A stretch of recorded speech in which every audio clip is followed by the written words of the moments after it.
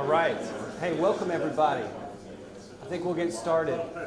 Some folks may trickle in, but that's all right. I'm Shiloh Brooks, the Executive Director of the Madison Program. I teach in the Department of Politics here. I want to welcome you back to the second night of our Charles E. Test Distinguished Lecture Series. If you're not familiar with the Madison Program, I don't know how you got here, but that's, but you should also have a look on our website. You should check out our social media. We have a great podcast, which I think we just recorded an episode with Professor Ferguson just a moment ago. Although you dug podcasts last night, you were like, "There's a million podcasts," but we are one of those million that you love. We're thrilled to welcome Professor Ferguson back. His lecture series is called "Liberty in a Cold Climate." And last night's lecture was titled "The Crisis of Liberal Democracy." There'll be a sequel tonight called "The Constitution of Academic Liberty." Professor Ferguson's more lengthy introduction was given last night, but let me just say, in case you weren't able to attend, he's the Milbank Family Senior Fellow at the Hoover Institution at Stanford and a Senior Faculty Fellow at the Belfer Center for Science and International Affairs at Harvard. He's the author of 16 books whose titles I won't list, but you can find them in the Niall Ferguson section of your local bookstore, because when you reach 10, you actually get your own section. So it's like Hemingway, Niall Ferguson, like that sort of thing. He's a trustee of the New York Historical Society, the Center for Policy Studies, and most importantly, to my mind at least right now, the newly founded University of Austin. I had the opportunity to travel to Austin last year and read a draft of the Constitution that Professor Ferguson wrote. And I walked away, and I say this in all sincerity, with a renewed sense of hope for the future of American higher education. So although he's got his own section in bookstores everywhere, I think I can speak on behalf of James Madison and rank his status as a founder and Constitution writer higher than his status even as a bookstore megastar. So everybody join me in welcoming Professor Niall Ferguson on the Constitution of Academic Liberty.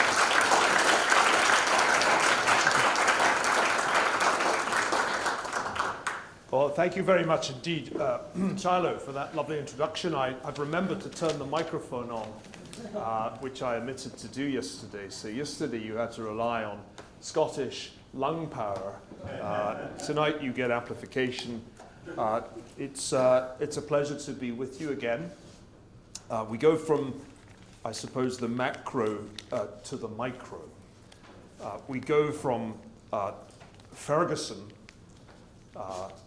to Hayek. What I'm going to do is to talk about the specific threats to liberty which we see on contemporary American campuses, not only American campuses, and I'm going to, as Shiloh implied, talk about the solutions that we are trying to develop at the University of Austin. And you'll see, I hope, the connections from what I said yesterday to what I'm going to say this afternoon, in the sense that there is a constitutional dimension to both problems, to the problem of the threat to liberal democracy and the problem of the threat to academic freedom. I began with Adam Ferguson yesterday, and I want to begin with Friedrich von Hayek today. I only realized recently that Hayek was the second cousin of Wittgenstein, which impresses me very much. Like all good products of Germanic academia, he had not one but two doctorates, so Herr Doctor, Dr. Professor von Hayek would have been the correct form of address if you'd run across him in his early years at the University of Vienna. It was at the London School of Economics between 1931 and 1950 that he wrote the famous tract, The Road to Serfdom. The interesting thing about Hayek was that he was also a founder.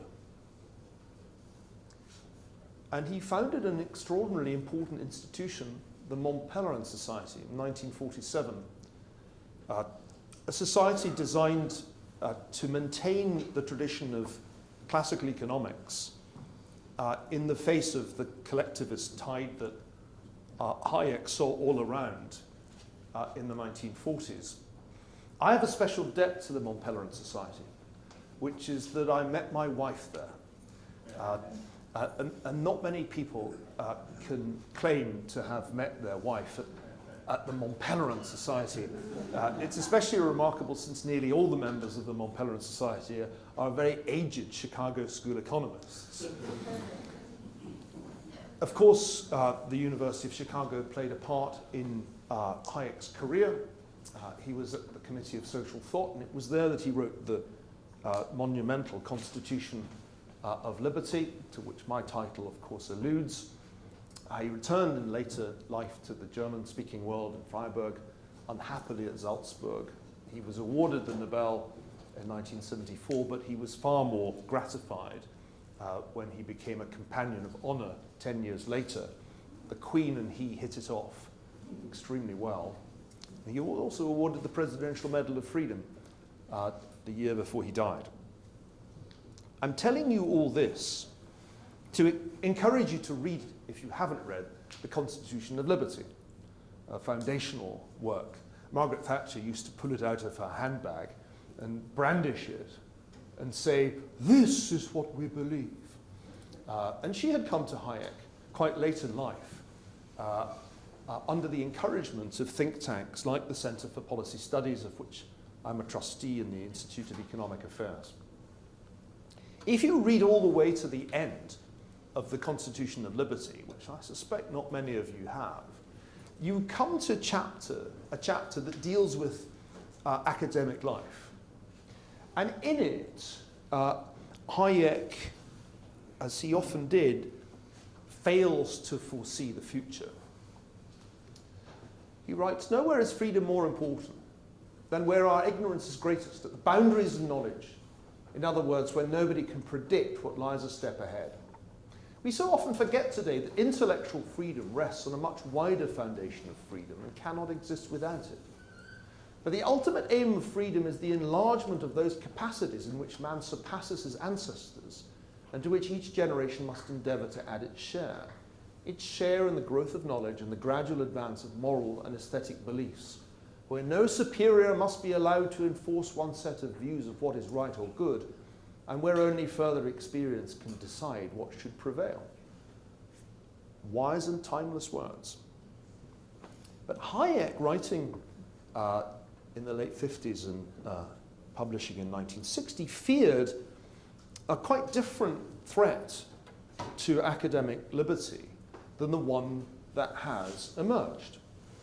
Hayek feared that the craze for bureaucratization and rationalization that characterized in particular the American Academy in the 1950s would create a kind of corporate structure in academic life that would threaten individual freedom of thought, and that the only places where the individual would be free to think would be the ancient and long-established universities.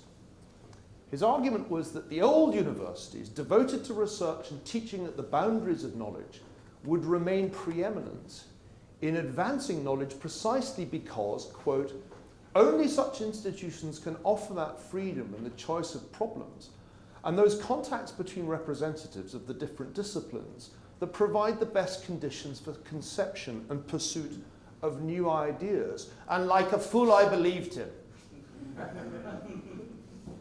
I believed that the ancient universities on both sides of the Atlantic would be the places that would most revere the individual's freedom to think. And I was wrong. I did not foresee, as a reader of Hayek in Oxford in the 1980s, trigger warnings and safe spaces and preferred pronouns and checked privileges and microaggressions. If you had told me then there will be less free speech on university campuses than in saloon bars in America by the 2020s, I would not have believed you. I would not have foreseen, and I did not foresee universities flouting such fundamental liberal principles as due process and the First Amendment. I did not anticipate that so-called liberal faculty members would support such things. I did not foresee the near extinction of conservative professors to the point that conservative professor would become an oxymoron. I did not foresee an army of administrators enforcing this illiberal turn at ancient universities. I did not imagine university presidents never punishing bad behavior, even rewarding it. And I certainly didn't foresee that the victims of this illiberal turn would be colleagues and friends like Sam Abrahams, Nigel Biggar, Peter Boghossian, Noah Carl, Erica Christakis, Roland Fryer, Bruce Gilley, Jason Hill, David Kane, Joshua Katz, Eric Kaufman, Jordan Peterson, Kathleen Stott, Ron Sullivan, Amy Wax, Brett Weinstein, I could go on. I'm proud to call at least some of these people my friends, and I'm happy to say that I'm staying with Joshua and Solveig Katz. And I want to say on the record here on the Princeton campus that I believe the way that Joshua Katz has been treated by this university is an utter disgrace and is a stain on the reputation of Princeton that will have to be one day effaced, and may that day come soon.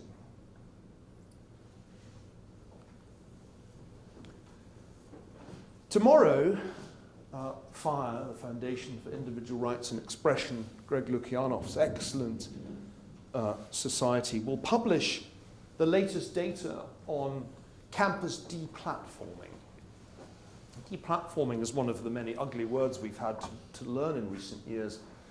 They define it as the successful censorship of or the attempt to censor campus events open to the public. It can include disinviting speakers, cancelling performances, taking down art exhibits, or preventing the showing of a film. It can include censorship or attempts at censorship that occurred either before or during an event, though not those that occurred after an event. You will see that this was an almost unknown occurrence as recently as the late 1990s. It began to occur with increasing frequency in the 2000s. And if you thought that it had died down in the wake of the COVID-19 pandemic, you were wrong, because it hit last year a new record high. I'm grateful to Greg Lukianoff and his colleagues for giving me this chart just ahead of its publication, because if you thought that we passed peak woke, this chart should convince you otherwise. The Heterodox Academy that Jonathan Haidt founded a few years ago published its most recent report last year. 59% of students in a survey that covers colleges across the United States reported being reluctant to discuss at least one of 5 controversial topics they were asked about. Slightly more than 62% of students in the survey said that the reason for their reluctance to discuss controversial topics was, quote, that other students would make critical comments with each other after class. The same proportion, slightly higher, 63% of students agreed that the climate on their campus prevented people from saying things they believe because others might find those views offensive. And it's quite interesting to drill down into the data in the survey I've just cited, because you can see all the reasons why a student in America today would be hesitant to share their views in class. The highest proportion worried about other students' critical comments, but you can see there are all kinds of reasons not to speak up in class. Someone would post critical comments on social media. The professor would criticize my views as offensive. The professor would say my views are wrong. The professor would give me a lower grade because of my views, and so on. Let's talk about Princeton, shall we? After all, we're here. FIRE surveys all the colleges. And here are the Princeton findings from the most recent FIRE survey. 70% of Princeton students say shouting down a speaker to prevent them from speaking on campus is at least rarely acceptable. 45% say they've self-censored on campus at least once or twice a month. 63% say they're worried about damaging their reputation because someone misunderstands something they've said or done. There is a ratio of 6 to 1 liberal to conservative students. In the FIRE rankings, Princeton is a somewhat ignominious 187th out of 248. I will point out that in pole position, if that's the right expression, at number 248 is Harvard. That might make you feel slightly better. Now, it's quite interesting to make some comparisons in this context, because these are really very startling findings. So I took a look at the raw data today. And so when Princeton undergraduates are asked, would you be publicly disagreeing with a professor about a controversial political topic, 41% would be somewhat uncomfortable and 29% very uncomfortable. How would you be expressing your views on a controversial topic in class? 35% somewhat uncomfortable, 18% very uncomfortable. How about expressing an unpopular political opinion to your fellow students on a social media account tied to your name? 31% somewhat uncomfortable, 42% very uncomfortable. How acceptable would you say it was for students to shout down a speaker to prevent them from speaking on campus? 33% sometimes, 7% always. Should your school allow a speaker who previously expressed the view that Black Lives Matter is a hate group? 37% definitely should not.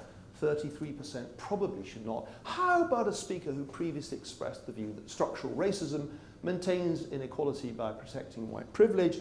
Well, only 4% would definitely prohibit that speaker, and 9% probably not. Now, you might say to yourself, as sometimes people do, well, this is all very terrible, but there's always Chicago. Because Chicago has its principles, and it has its commitment to free speech, which dates back to its very foundation. Well, here's the rub. Because if you look at the Chicago data in the FIRE survey, they're really not very different. In fact, in some ways, they're worse. They feel just as uncomfortable, if not very uncomfortable, publicly disagreeing with a professor or expressing their views on a controversial topic in class. They're just as reluctant to be associated with an unpopular political opinion on social media. They're a little less inclined to shout down speakers, credit where it's due. But it seems to me there isn't a profound difference between Chicago and Princeton when it comes to the fundamental question, can you say what you think on campus? If you line up the data for Princeton and Chicago, as I've done in these charts, you are, I think, going to be more struck by the similarities than by the differences.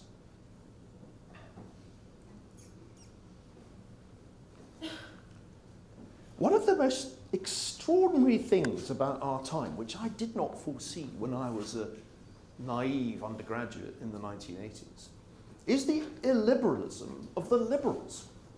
So the Challey Institute a couple of years ago did some very interesting surveys.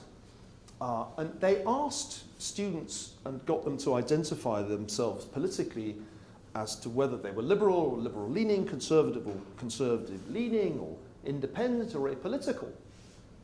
And when they asked them questions like these, there's a very striking difference between what the liberals say and what the conservatives say. If many students disagree with the views of someone who's been invited to speak on campus, should the university withdraw the invitation? 39% of liberal and liberal-leaning students say yes, and only 17% of conservative students. If a required reading for a college class includes content that makes students feel uncomfortable, should that reading be dropped as a requirement? 42% of the liberals say yes, only half that share of the conservatives do. And this is, again, a sample that extends across multiple institutions, 71 in total, 4-year undergraduate programs. If a professor says something that students find offensive, should that professor be reported to the university? I won't poll the room, but you will be surprised, or perhaps not, to find that 85% of liberal or liberal-leaning students think yes, professors should immediately be reported to the university. What about if a student says something that other students find offensive? Should that student be reported to the university? Oh, 76%. 3/4 of liberal and liberal-leaning students think yes, they should report their classmate to the university. These are shocking findings. I find them disgusting. It would be nice to believe that it was an equal opportunity activity, deplatforming, but it's not. Oddly enough, it has become far more common that deplatforming initiatives come from the left than from the right, which is not to say that they don't also come from the right. One of the more depressing aspects of the last 12 months or so is the realization that some conservatives have concluded that if you can't beat them, join them, and the only way to fight fire is with fire, no pun intended. And so we see a shift towards these tactics amongst conservatives. This again is a dispiriting chart if you thought peak woke was in the rearview mirror. Have the classes and other academic activities you've participated in during college changed your view of the United States? 55% of liberals say, yes, it's made me more negative in my view of the United States. Only 32% of conservatives do. The most surprising thing, the thing I never anticipated as I embarked on an academic career, is that these impulses should lead to persecution. The data here, which I need to update, document scholars under fire. This is more fire data. Looking at the different targets of the various sanctions to which one can be subjected. You can see the upward trend. Interestingly, scholars are most often targeted for expressing views on race, followed by partisanship, gender, and so on. And it's noticeable that undergraduates are most likely to be targeted. You can see that. Perhaps I should say a lot of undergraduates are targeted because there are a lot of undergraduates. That would be more correct. If one expressed these as percentages, I think result would be quite different.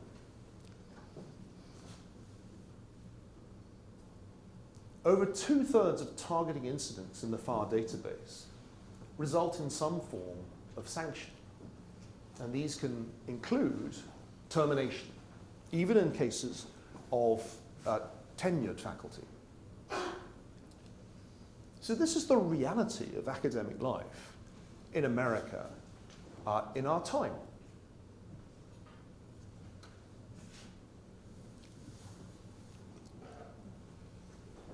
I've studied the Cultural Revolution, though I'm not a China expert.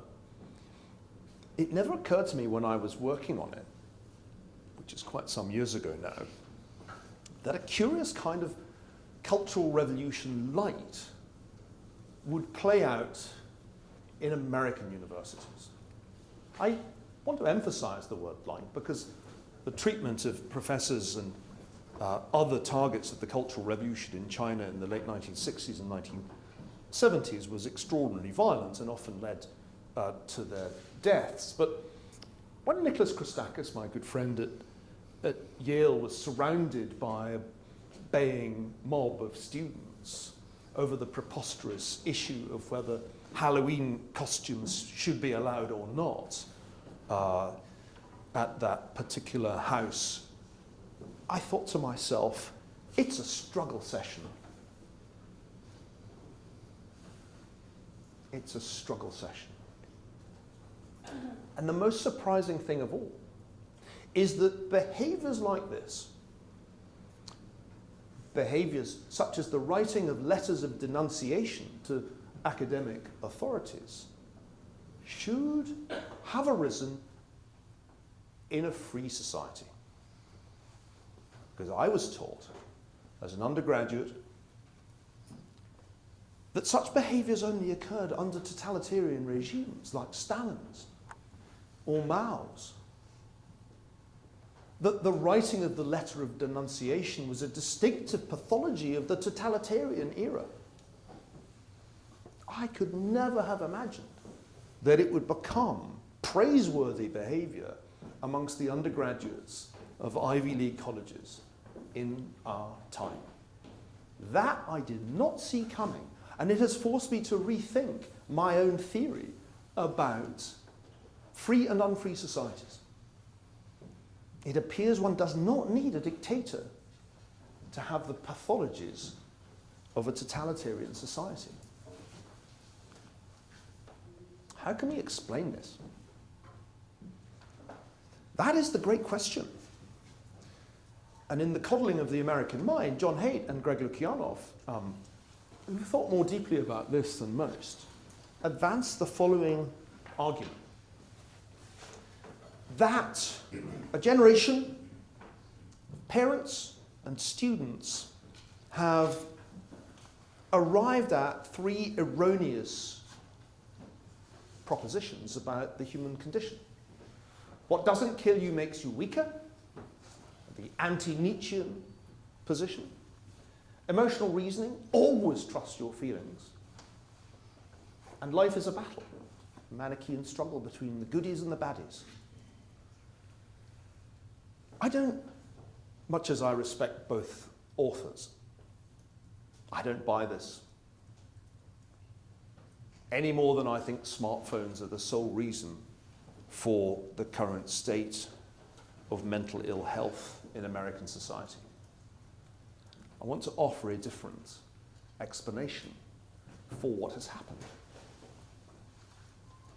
I think the problems that we are witnessing are better explained by the political skew amongst faculty, which has grown markedly more pronounced over the past 4 decades, and, crucially, the tendency of university leaders and bloated administrative apparatus to not just appease, but encourage our red guards. One must understand at the micro as well as at the macro level institutions and incentives. And there are incentives to persecute. There are institutional mechanisms that encourage the imposition of conformity, that stamp out the dissident. If one reads Bender's Trahison des Clercs, the treason of the intellectuals, he describes these pathologies in the very different context of the European universities of the interwar period. And I want to suggest to you, as I suggested in an article in the Free Press a month or so ago, that these strange incentives are at work in our time. Now, I'm often told, but Neil, universities have always been left-wing. Harvard has always been dominated by liberals. So it can't be true that there has to be some change. This is a constant, but this isn't right. This is a naive reading, because in fact the data show quite clearly, there are some extremely interesting works by Mitchell Langbert on this front, that there has been a significant shift to the left in academic life over the last few decades. Langbert's 2018 sample looked at nearly 9,000 tenure-track PhD holding professors from 51 of the top-ranked liberal arts colleges. And he was able to identify the political registration of nearly 60% of them. He found that 39% of colleges had no Republican professors at all. 78% of departments in the sample had either none or so few as to make no difference. And when he calculated the Democratic to Republican ratio across the sample, he found, excluding the two military colleges, which are the only institutions that are politically balanced, if you exclude West Point and Annapolis, the ratio of Democrats to Republicans is close to 13-1. In my field history, it's 17-1. It's extremely difficult to calculate the ratio in anthropology because there are no Republicans at all, and that makes the ratio impossible to calculate. You can see that there's quite a significant variance here. There really isn't a significant political skew in engineering, chemistry, economics, and in other professional schools. It's 5-1. But when you get into the humanities, classics, 27-1, sociology, 44-1, English, 48-1, you realize that something has changed and not for the better. One of the many paradoxes of our time is that those who talk most about diversity appear to have participated in an extraordinary reduction in at least the ideological diversity of the modern academy. If one groups subjects in this way, you can see the same skew. Humanities in particular have become, to an extraordinary extent, politically liberal.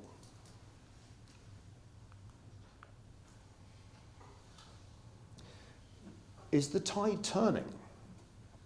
I know people who think that the resignation of Claudine Gay from the Harvard presidency represents a turning point. I don't believe it.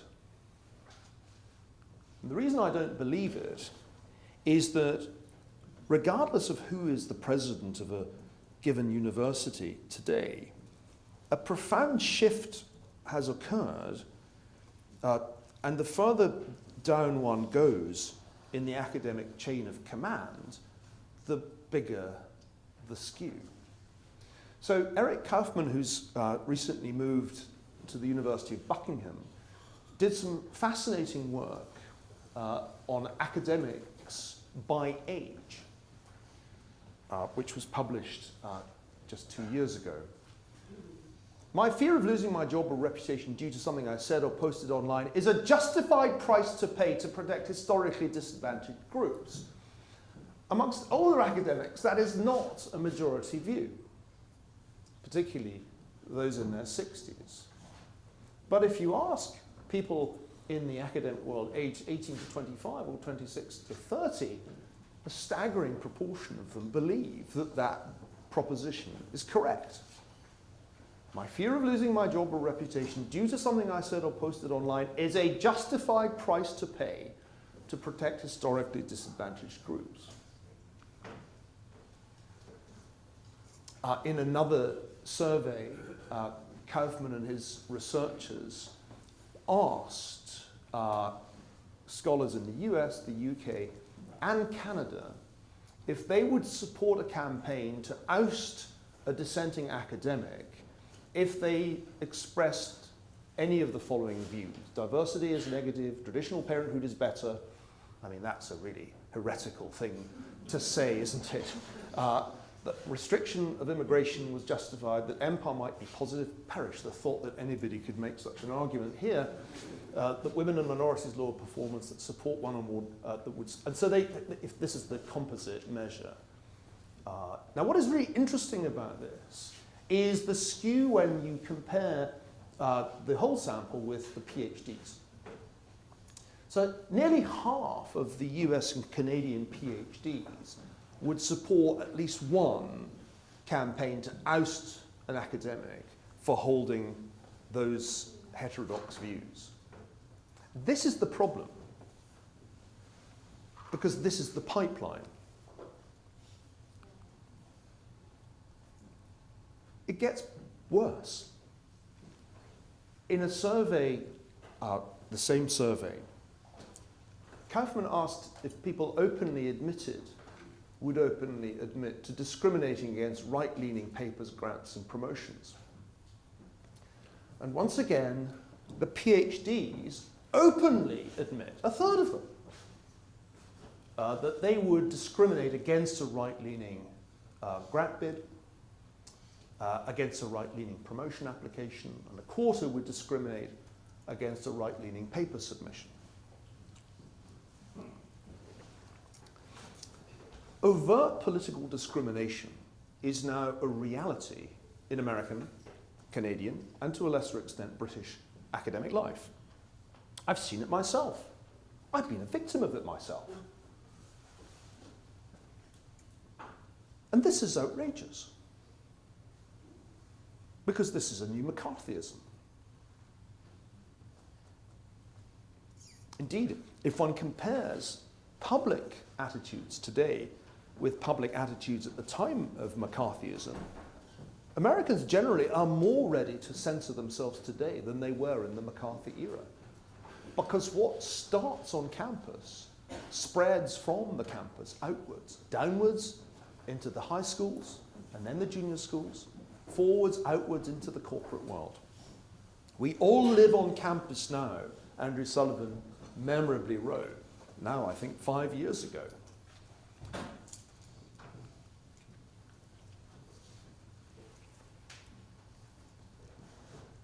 What is to be done? Well, this is America. The answer is just to find something new. That's what Thomas Jefferson did when his alma mater went, as far as he was concerned, woke.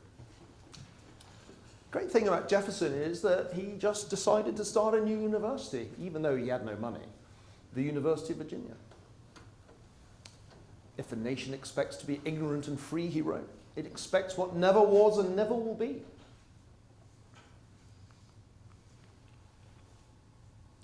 When in the Gilded Age, he felt dissatisfied with American universities, William Rainey Harper, with a big check from John D. Rockefeller, founded the University of Chicago.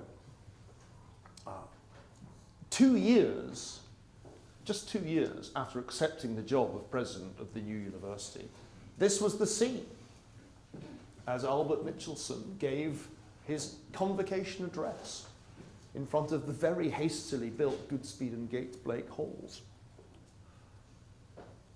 This should inspire us, I think. It should remind us that if you are dissatisfied with the existing institutions, the American solution is just to create new ones. This is extremely hard to do in England, where we are programmed to stop existing institutions from falling down. And it's extremely difficult to create new institutions in England. The attempt to create a new College of the Humanities in London by the philosopher Anthony Grayling failed because it was in England. But this is America. I realized about 3 years ago that I was deceiving myself if I believed that the established universities could be turned around. And that's why I became a co-founder with Joe Lonsdale, Barry Weiss, and Panna Kanelos of the University of Austin. Because I wanted to follow in Jefferson's and in Harper's footsteps and build a new university and start over.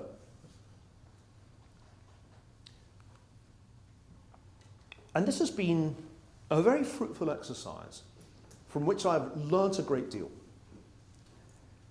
It forced me to ask the question, why?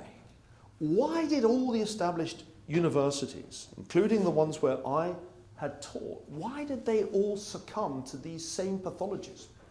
Why, in the end, is being an undergraduate at Chicago not really that different from being an undergraduate at Princeton or Harvard? And I came to realize that it must be explicable in terms of governance. There must be an institutional answer to the question, why all these universities, despite their very different origins, despite their very different structures, why they've all ended up in the same basic situation. And I say we because I could not have done this alone. Indeed, I was able to tap the minds of some of the great constitutional thinkers, including Professor George, as I embarked on this exercise. We identified 5 basic problems of university governance, which I think are generally true. What is the pseudo-corporate governance structure that nearly all American universities have, with their boards of trustees, analogous to the board of directors, with the president, analogous to the chief executive officer, and so on? 2 specific issues: ineffectual or negligent trustees, excessively powerful presidents. Secondly, the complete absence of any judicial branch. A curious design flaw in a country founded on the separation of powers. And yet in no university of which I'm aware is there a separate judicial branch. There's the executive, which is the president and the provost and the bureaucracy, and then there's the legislature, which is either the trustees or the tenured faculty, depending on who bothers. But no judicial branch. And therefore no due process. None. Campuses are a due process-free zone. Rather in the way that medieval Oxford was a place where, provided you get inside the college, you can get away with homicide. 3, the politicization of the academy. The violation of Max Weber's stricture that there should be a separation of Politik and Wissenschaft. 4, fundamental erosion of students' basic rights. Not just their right of free speech, but their right of free association. And finally, I think, importantly, the abuse of tenure, which was designed to protect academic freedom when it was adopted as a system in 1940, but has, I believe, become an instrument of imposing conformism. And it does not turn out to offer much protection for free speech when the chips are down. So, in the remaining time before we go to discussion, I'm going to explain how it is that we have sought at the University of Austin to address these problems. And in doing so, I'm going to summarize briefly the Constitution.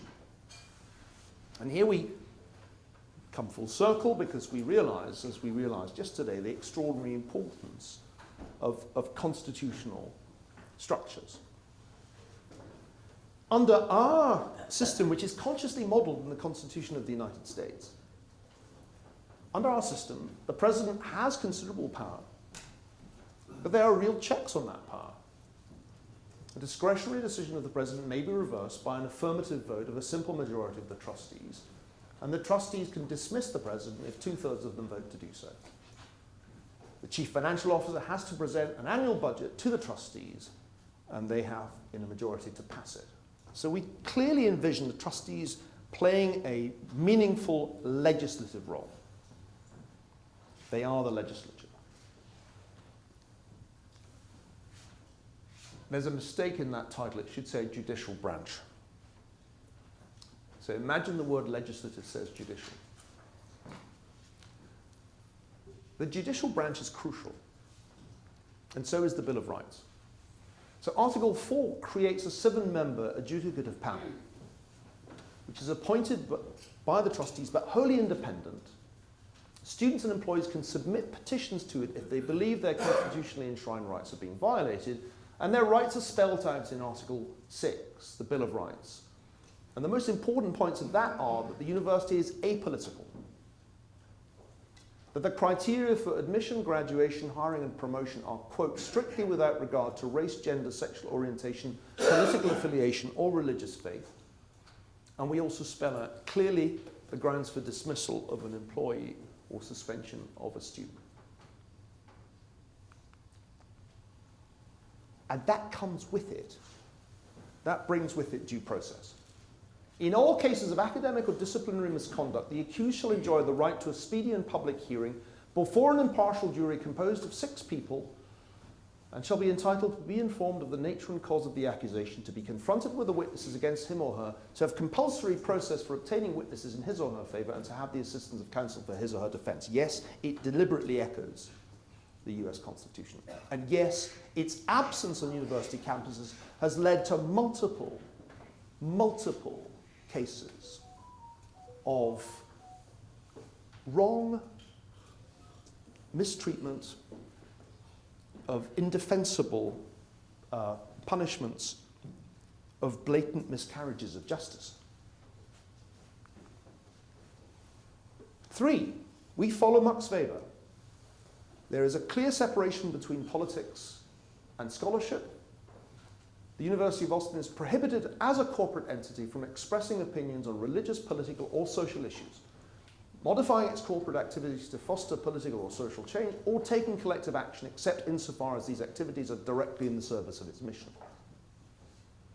Everybody, from the trustees to the janitors, can advocate positions on religious, political, or social issues only in their capacity as private individuals and not in their official capacities as representatives of the university.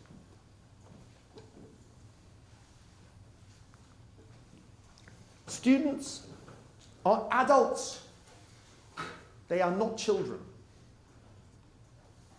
And students should have free speech and the right of free association.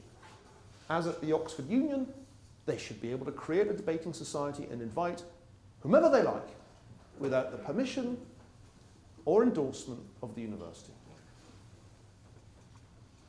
So students are free to form voluntary associations or societies, and these associations are free to invite such outside speakers as they wish, so long as it's made clear that the invitation comes from the association and not the university.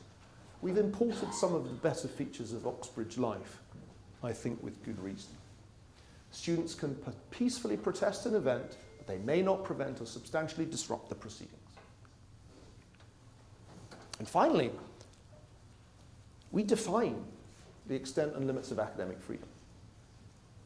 I'm going to shock you now. There will be no tenure at our university, any more than there is tenure at law firms, tenure at investment banks. There will be no tenure because academic freedom can be better protected with a constitutional delineation of rights and responsibilities and a judicial branch that upholds these. You can only be dismissed for breaching your contractual obligations. There are no other grounds for dismissal. And there are obligations. Academic freedom does not include using your authority or control over measures of academic achievement, such as grades or letters of recommendation, to exert pressure on students for reasons unrelated to their studies, such as adopting any particular position on religious, political, or social issues.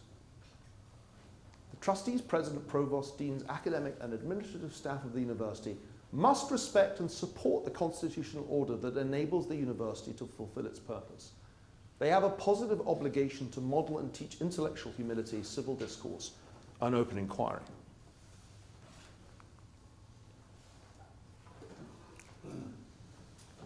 It seemed like the most vainglorious thing to draft the Constitution. I don't think I ever imagined having to do such a thing. I certainly felt very daunted by the task when I began to draft the Constitution. except that I knew it had to be done. Because the absence of a constitution, the absence of a judicial branch, explained how so many of my friends, including Joshua Katz, had been grotesquely mistreated at institutions all over the country. I owe a debt to Madison, not only because I'm giving these lectures, but also because he set out in Federalist 51 such an impressive argument in favor of this approach. It may be a reflection on human nature that such devices should be necessary to control the abuses of government. But what is government itself but the greatest of all reflections on human nature? If men were angels, no government would be necessary. If angels were to govern men, neither external or internal controls of government would be necessary. In framing a government which is to be administered by men over men, the great difficulty lies in this. You must first enable the government to control the governed, and in the next place oblige it to control itself. Ladies and gentlemen, if that is true of a nation, if that is true of a republic, then it must also be true of a republic of letters. I was taught that a university was a republic of letters. That was a phrase I often heard at Oxford and at Harvard. But a republic of letters without a constitutional order is no republic. It's just a tyranny waiting to happen.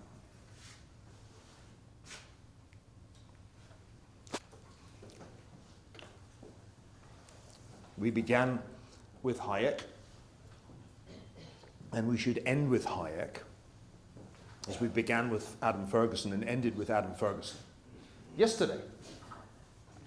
It's rather delightful to find what a fan of Madison Hayek was. The more I learn, he wrote in a wonderful essay, Why I'm Not a Conservative, which is a sort of add-on to the Constitution of Liberty. The more I learn about the evolution of ideas, the more I've become aware that I'm simply an unrepentant old Whig with the stress in the old. The notion of a higher law above municipal codes, with which Whiggism began, is the supreme achievement of Englishmen and their bequest to the nation. It is the doctrine on which the American system of government is based. In its pure form, it is represented in the United States, not by the radicalism of Jefferson, nor by the conservatism of Hamilton, or even of John Adams, but by the ideas of James Madison, the father of the Constitution. And so it is that I make my final confession to you this evening. For many years, I thought that I was a conservative. I think when I am in England, I still am. I may even have become a reactionary under Roger Scruton's influence. But when I am on these shores, when I am in the United States, I can only be an old Whig. And this old Whig thanks you for your attention and hopes that you agreed with at least some of what he said. Thank you very much.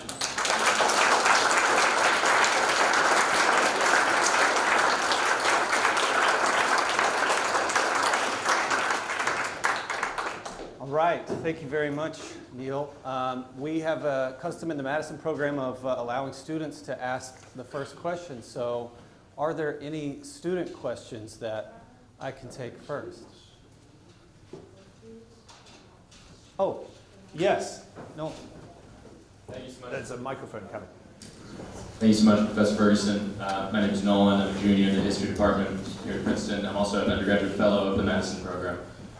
So I'm curious what you would say to all of us at the Madison Program. Would say you have experiments like ours, which is to say rather than construct an alternative to a university, we'll within existing universities create structures that at least as much as we possibly can, I'm using we generously with apologies to Dr. Brooks, try to at least model some of the principles which you've outlined that underlie the University of Boston. Let 1,000 flowers bloom. No, we must do all of this. The only way that we will turn this around is with a concerted effort within the existing institutions, on their periphery, and with new institutions. Now, the new institution is indispensable. That's clear to me. It's indispensable because there needs to be a model that practices academic freedom and meritocracy.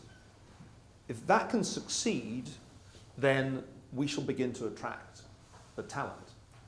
And that is as powerful a source of competition as there can be. But we also need the Madison Program, as well as things outside the university structure like Wetherspoon, in order that at least some antibodies should exist within the Princeton bloodstream. And the same is true at Harvard and at Yale. It's true at Stanford too. Stanford's unusual because it has the Hoover Institution, which is a great deal bigger and richer than the Madison Program. In an ideal world, every university would have a Hoover Institution.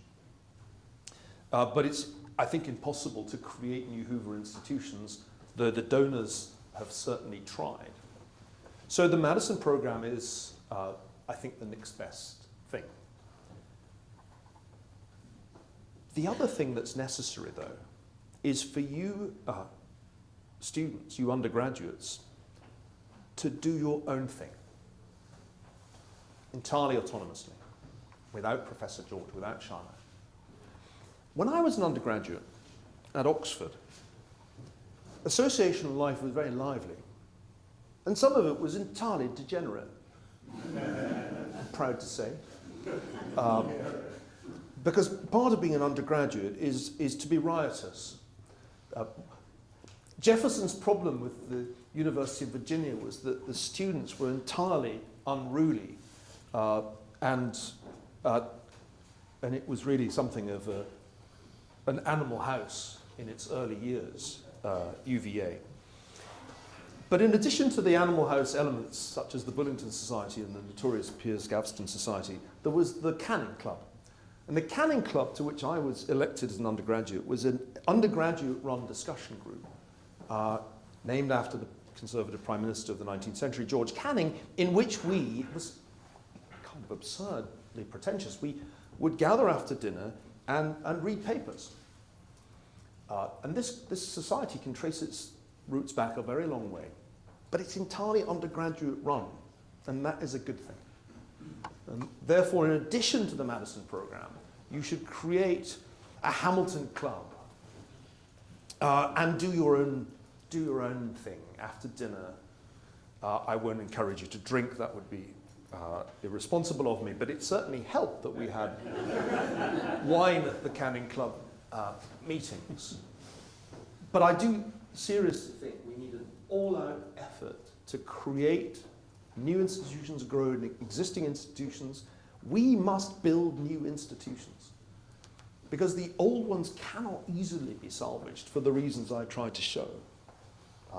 It is a hard furrow you have to plow as a dissident in the academy today. We were unthreatened by social media. We had nothing but contempt for the academic left. We engaged in our battles in the library suggestions book because there was no internet. And I look back on those days with nostalgia because we didn't face the kind of threats that I think one faces today as a dissident student. But yes, be not afraid, as Pope John Paul said. Other student questions that you might have? One over there, I see. Oh, yes, please. Thank you, Professor Ferguson. My name is Kylie. I'm a first year. I understand one of the key parts of the University of Austin is these forbidden courses, and I'm interested in learning more. What are these forbidden courses and how will they be taught? The idea of having forbidden courses was really part of an experiment that we ran. Before we could even become an accredited university, we thought we could at least run some summer schools and make them open to current undergraduates around the country, indeed around the world, because people came from outside the US. And the idea was to teach classes that you couldn't find and wouldn't find at Princeton or at Harvard, or at Stanford. And these covered issues that ranged from transgender rights. Kathleen Stock came and taught a course on that issue just after she'd been forced to resign from the University of Sussex. I taught a course on the difference between free and unfree societies, and I assigned readings that it would have been quite hard to assign without trigger warnings at Stanford, including Arthur Koestler's Darkness at Noon, which I'm sure is on the list of prohibited books by now, given Koestler's somewhat dubious track record in his private life. This was designed, as I said, as an experiment, market testing really, because it was obvious that if nobody turned up, we wouldn't really have a venture.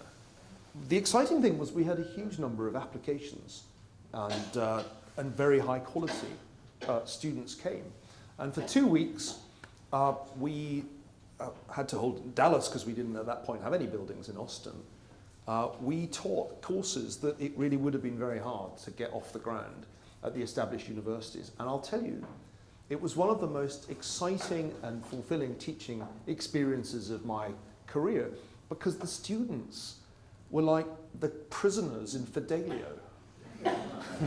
They'd been let out into the fresh or free air, and they found to their amazement that they could say whatever they felt like saying with no downside risk.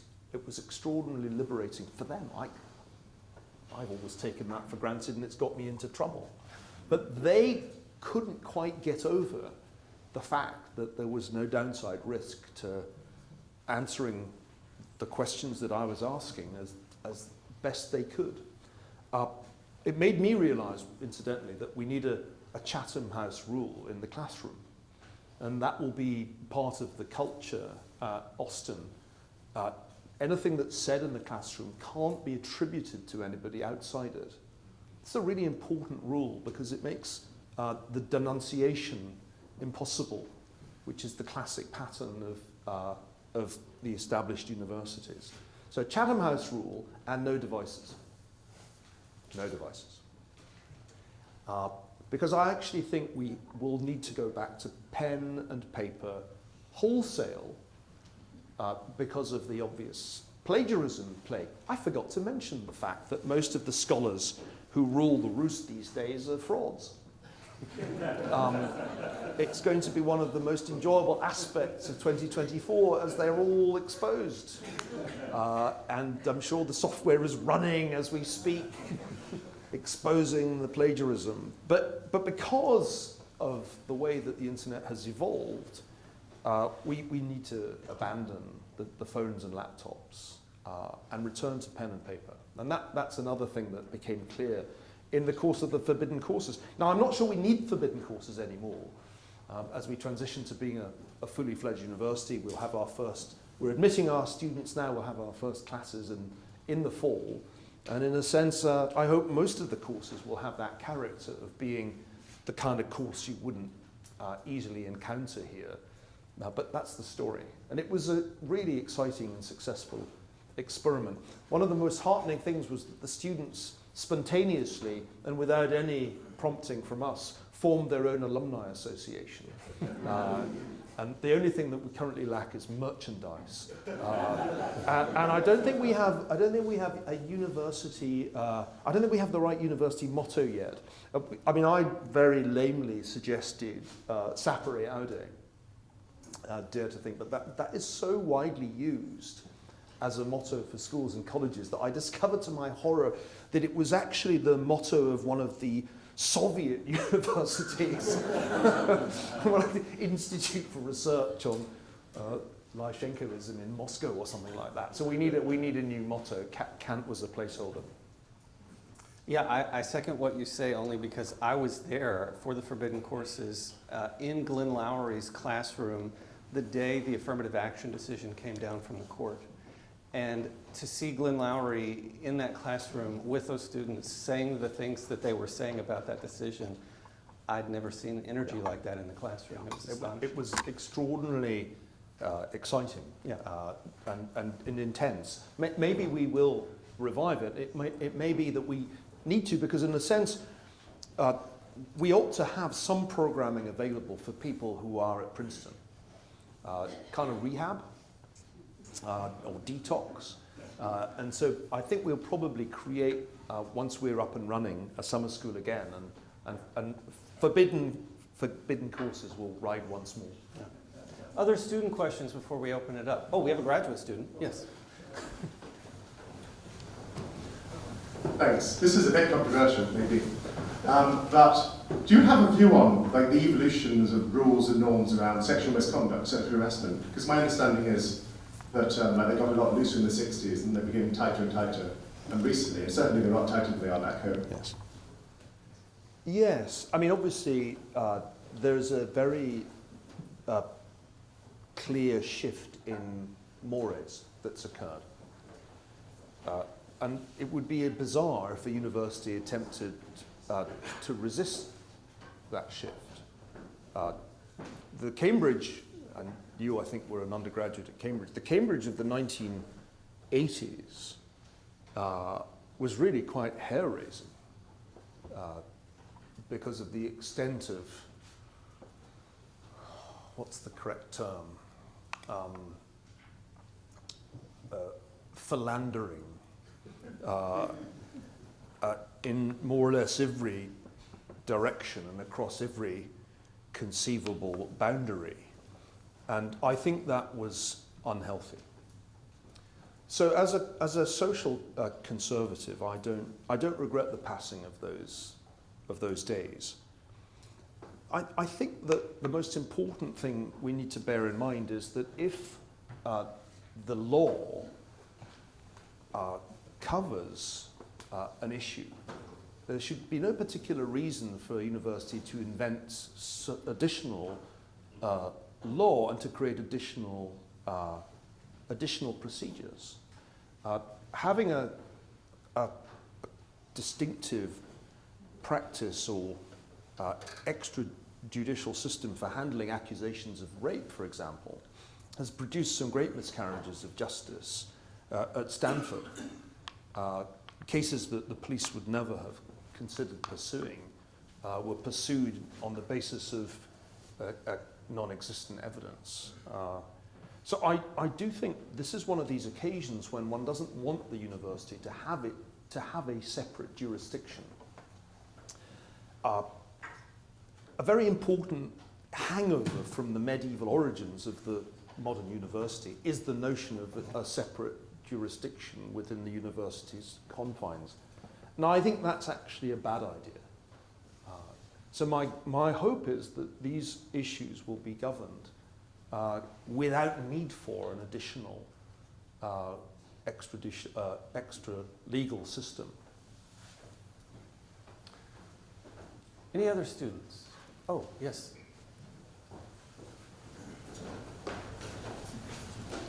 Dr. Ferguson, thank you for your time tonight and for last night also.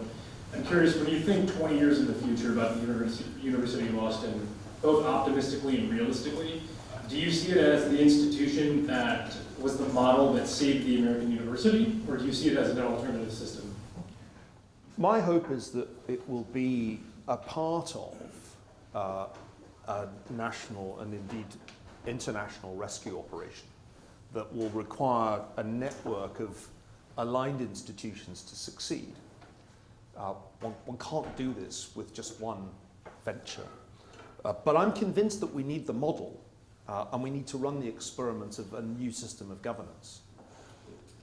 Interestingly, in the wake of October 7th, a new constitution was drawn up for the University of Pennsylvania.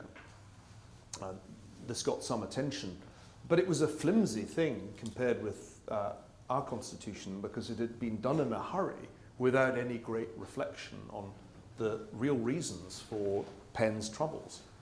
I think our constitution is a model. In my ideal world, to answer your question, our constitution would be copied. Or at least that part of it, which I think is truly original, the creation of a judicial branch, will be copied elsewhere. And I think it should be in the interests of academics to have that innovation copied. Indeed, it's in the interests of everybody who works at a university to have those protections. Since it's clear that the existing protections, tenure, are meaningless. Whether one is fired or suspended without pay, as Roland Fryer was at Harvard for 2 years, what is the value of tenure? And what is the value of tenure if there's no due process and people can bear false witness and the Committee of Public Safety takes care of the rest? So I think it's in everybody's interests that something like this be adopted by the established universities. And if I were still at Harvard, I would be pressing for something similar to be done to constrain future presidents and future deans of the Faculty of Arts and Sciences. If we build a university that is different but remains isolated, we'll have failed. If it simply becomes a niche institution, then I think we'll have failed. There's a way in which we can overcome that risk, which I didn't touch on in the talk, and that is to project our content over the internet. One of the things that I've been preoccupied with for a quarter of a century is how to take high quality academic or scholarly content and communicate it to a wider audience. I mean, in truth, I'm not an elitist. I'm a man of the people. I must be, because I've done more television and I've written more Daily Mail op-eds than any other professor you'll ever meet.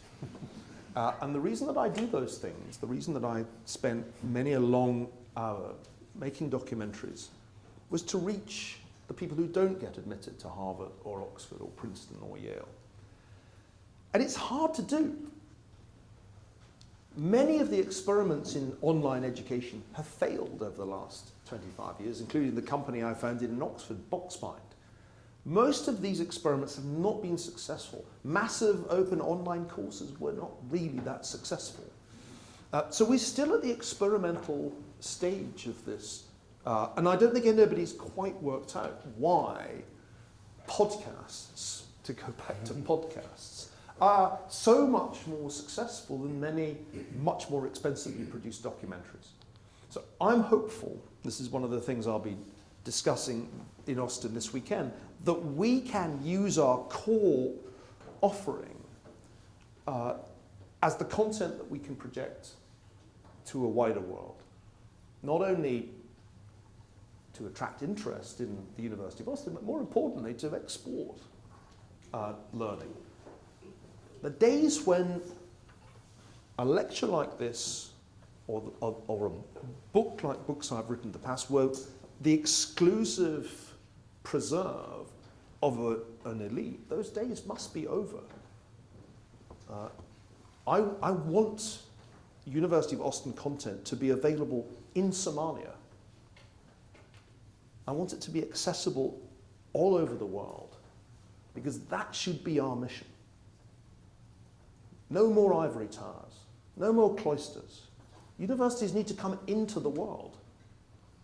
And if we succeed in that, then it may not matter if Princeton and Harvard remain unreformed, because they may just turn out to be like the monasteries of 16th century England. And I sometimes look at the ruins of the abbeys and monasteries that one can find around Britain, and I think perhaps one day this will be the fate of those universities that don't reform themselves. Any other students? Looks like not. Professor Hitz, did you have a question a moment ago? Yes, you read my mind. Yes, I saw it, and then we'll come back down. Be next. But, so, I was working out some, I'm working out some of the constitutional structure, and I may not have understood or remembered properly. But I think I'm a bit puzzled by what the restrictions are on the executive powers of the president, and actually especially of the board, because of a board's role as a funder. A board has the capacity for total tyranny, should it so choose. And likewise, since presidents and boards are often tight, it's not, so anyway, I was just curious as to what, I think of restrictions on the executive as being the classical legislative. I was wondering how you've been thinking about that. A lady at the front has offered to add or perhaps even answer. I wanted to ask you, how would you pick the board? How would you pick the board? So these are great questions. And in truth, there's no perfect answer.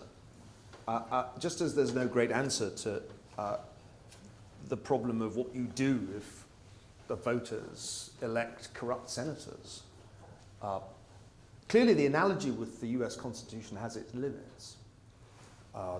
The board ultimately is a self-perpetuating oligarchy in practice, more an aristocratic body than a true Senate. Now, I think anybody who has experience of corporate boards of directors knows exactly the risks. The board that is essentially the friends of the CEO or chairman is no real check on that individual's running of the business. One of the good things about founding a university with non-academics, and Joe Lonsdale as a key founder, as somebody from the world of venture capital, is that we think a lot about these issues of corporate governance. We've thought a lot about how long board members should serve. We need the board not to get too large. I think the Stanford Board of Trustees is too large to be effective. The Harvard Corporation for a time was too small. So there are some fundamental judgment calls about what the right size is and what the correct service period is. I think that in practice, in the early years of an institution, there's no real constitutional provision that ensures the right people occupy those positions. And it would be delusional of me to try and devise any instrument to ensure that it wouldn't work. And so, like any early institution, we're heavily reliant on the quality of the founders and their ability to identify suitable people to bring in.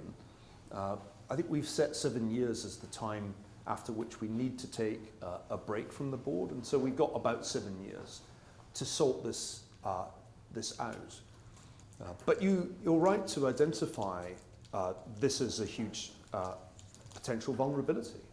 If we have the wrong people early on, then the less good scenario is significantly more likely. Now, how this legislature, which is in effect the board, and the president interact, it's extremely important that there be real separation there.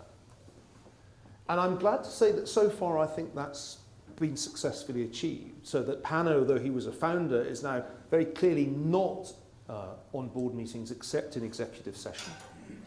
And the board has, as it's become more heterogeneous, become more impactful. So I'm fascinated to see this evolve quite quickly. When we ran into an issue in the summer that I think reflected the board's lack of attention, the board increased its involvement, became more directly involved in day-to-day decision-making. But that's the best answer I can give you. If you wish to have a follow-up, please do. I might learn something. No, I think I was It's just because I think in the first part of your talk, you're reflecting on the character of American undergraduates and the character of professoriate faculty.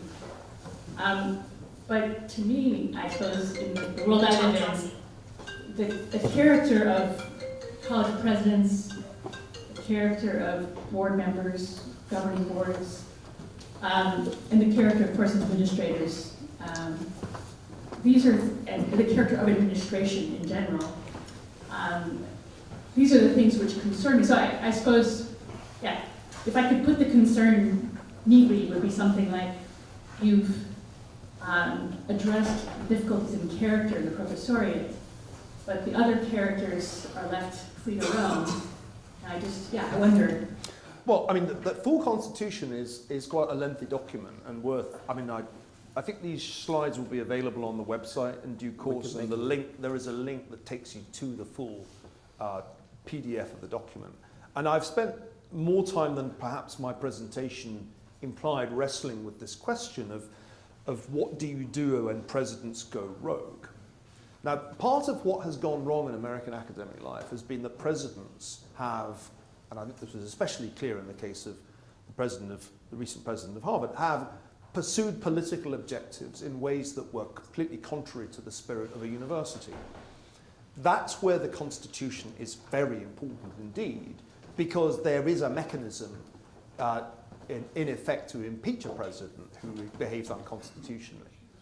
And so the power to remove the president is extremely important, and I think we've created a situation in which the president is truly accountable to the board. The board will not all be angels. I'm no angel. But I think I think our powers are clearly enough delineated that we will be an effective legislature, and we will be accountable to the judicial branch too. And that's important to bear in mind. The trustees are not above the law.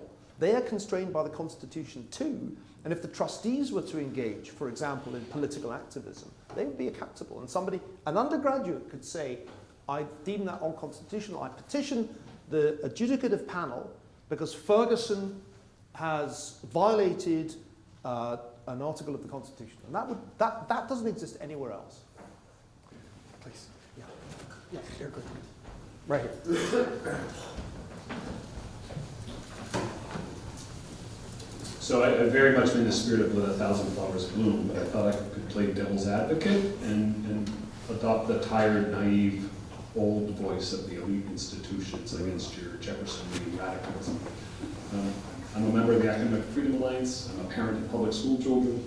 I'm a Protestant who likes constitutions and separation from corrupt institutions. So I believe, but help my unbelief, because I worry precisely on the theme of institutions and incentives. Your radicalism is going to accentuate problems. It's an echo of the first question from the student, but maybe with a twist. Because I think the debacle of the past few months has led to a loss of public zeal, that, your theme from yesterday, for higher education. Most of my family who didn't go to college now just believes, I think, the wrong things about at least Princeton. Conservative Princeton alums tell me they won't send their kids to Princeton because somehow we've become this avatar of progressivism. I think the threat at Princeton is probably less Maoist woke students or nihilism, but a kind of McKinsey corporate culture takeover of the university, something I might be sympathetic with. Our protesters protest until their finance interviews or their problem sets are due. I mean, it's not a radicalism. According to the university, no one has been shouted down or denied speech at Princeton since 1970. Every day in my classes and my colleagues' classes, I just came from my Plato and Augustine class. I teach a big course on controversial topics, robust conversation, freely given. So I'm a classical liberal, which makes me a conservative here, maybe an old Whig, but I'm an institutionalist, and the kind of irking in me worries that this is a little too quick, and it feeds a conservative tendency, anecdotally, that I've seen to self-segregate into silos. My conservative friends from graduate school all went to management consulting, think tanks, and para-adjacent universities. Tenure's a long slog. There's a lot of bias. But I just worry that sometimes it creates a kind of impulse to segregate into new institutions rather than the long run. And just to put it pointedly, Austin can't compete with Princeton for resources, at least now. Maybe in the long run it will. And you need a lot of resources for a serious elite education in the sciences and the humanities. So I'm also not sure how you're going to teach if laptops are banned in Somalia as well as in Austin, if you're going to go back to pen and paper. But that's just a bit of a joke. So just can you kind of help me see why not working better to create an alliance of the center left, the old left, and the conservatives against the new left on campus? Why wouldn't that be a better priority than creating a whole new institution out of cloth? How many more years of failure would you like? I've had enough. Remember, it's not like I just woke up 2 years ago and said, gee, there's a problem. I spent 12 years at Harvard trying to steer the history department away from its increasingly politicized orientation.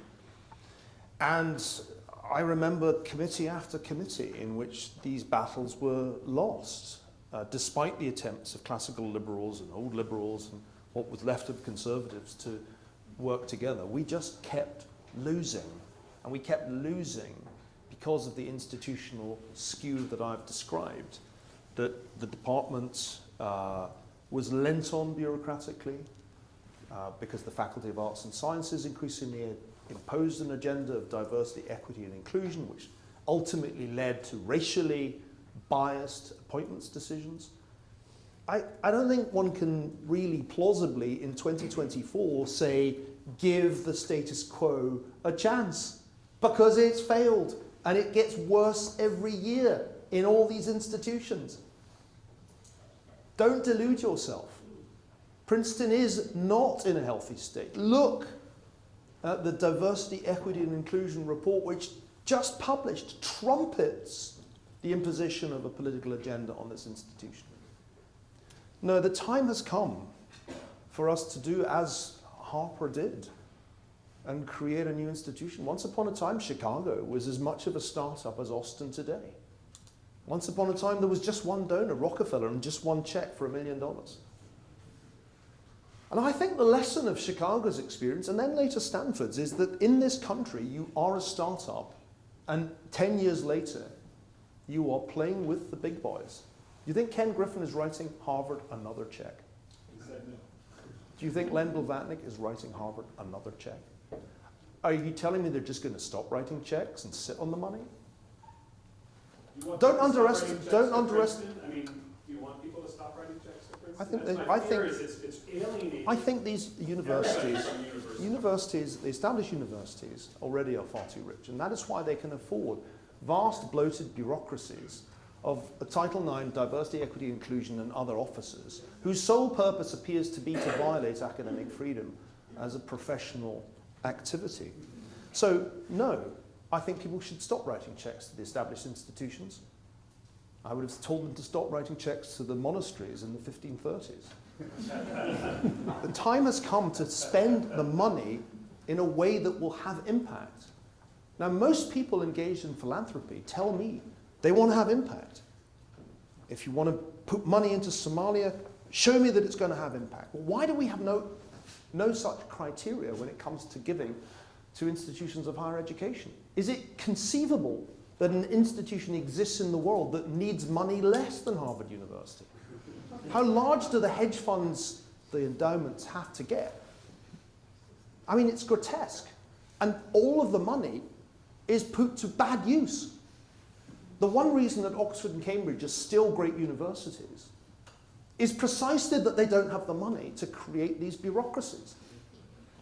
And so although they have a diversity, equity, and inclusion policy now, the wonderful thing is how few people will be available to do anything to enforce it. So Princeton and Harvard and Yale and Stanford all need less money. Instead of the giving pledge, wealthy Americans should have a taking pledge. Take away the money that you're giving to these institutions and give it to new ones where you'll have an impact, where the money will actually lead to some genuine change. The money that we've raised a substantial sum of money over the last 2 years, nearly $200 million, is not going to be used to build a bureaucracy. Most of the administration is actually going to be handled offshore, where we can do it far more cheaply. We will have as little bureaucracy as possible at Austin. And we are using the money in the first year to provide full tuition for the first 100 students over 4 years. They will have full tuition. Our goal is to attract talent. Talent is distributed right across this country, right across the income distribution. And there's enormous talent that is wasted because elite universities spend more time looking for lacrosse players than looking for scholars in the inner cities. I can't describe to you how little I agree with what you have said. The complacency that afflicts these institutions is going to be their undoing. And their undoing, I hope, will come because we will build something newer and better. And very quickly, the smartest young people in America will say, you know what? I'd rather have 4 years in Austin than be able to speak my mind than come to Princeton and deal with the woke bureaucracy, or in Stanford, where people can inform on me if I'm seen reading some literature that is considered contraband. You know, the funny thing about universities is how very quickly they can become established. We forget the time when Chicago was a startup, when Stanford was a startup. Once upon a time, I suppose Princeton was a startup, hard though it is to believe. By Oxford standards, it was a startup. So I think one must be much more confident in the power of the United States to create new institutions and scale them. You know, academic life is characterized by powerful network effects. This is not well understood because people who study the history of universities don't understand network science. But one of the most amazing things that I was involved in the last 2 years was a research project on why history as a discipline swung to the left, as it did. And the answer is a relatively small number of professors in a relatively small number of departments were responsible for massive production of PhDs and tenure-track professors. The University of Madison, Wisconsin had the highest output of future professional historians dating from the 1930s right the way through to the peak of hiring in the 60s and 70s. And it's amazing how quickly they were able to transform the historical profession and turn it into a homogeneously progressive profession. Just a handful of departments. And this is the thing that people underestimate. If that can be done in one way, it can be done in another too. The direction of travel can be changed actually by a small number of professors at a small number of departments at a small number of universities. And that, when I read that study, it gave me enormous hope. It made me realize that we could achieve much, much more with one university than I'd initially thought. Unfortunately, we're out of time. Neil, this has been extraordinary. Everybody please join me in thanking you.